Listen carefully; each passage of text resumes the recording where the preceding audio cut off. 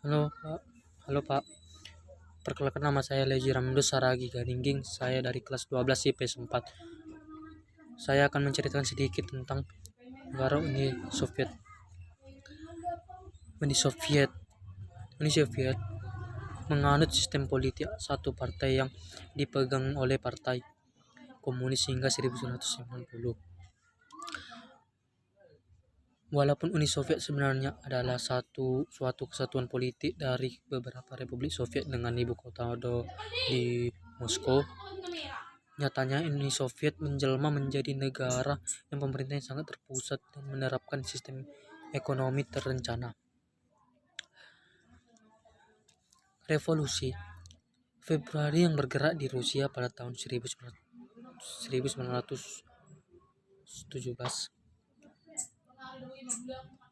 menyebabkan runtuhnya kekaisaran Rusia. Penerusnya pemerintah sementara Rusia hanya bertahan hingga diguling melalui revolusi Oktober pada tahun yang sama, setelah kaum Bolshevik menang dalam perang sipil Rusia. Pasca revolusi, Uni Soviet didirikan pada tanggal 30 Desember 1922 dengan anggota RSFS, Rusia RSFS, Transkaukasia, RSS Ukraina, dan RSS Belarusia.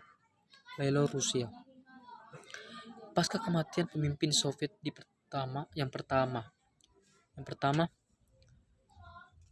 Vladimir Lenin pada tahun 1924, Joseph Stalin menjadi penggantinya setelah memenangkan perebutan kekuasaan dan memimpin negara tersebut melewati proses industrialisasi besar-besaran dengan sistem ekonomi terencana dan penindasan politik.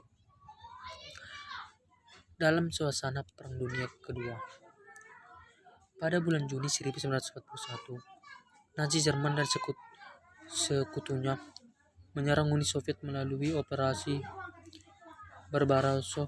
Walaupun sebelumnya kedua negara telah mendatangi Fakta Molotov-Ribbentrop yang berisi perjanjian untuk tidak saling menyerang setelah 4 tahun.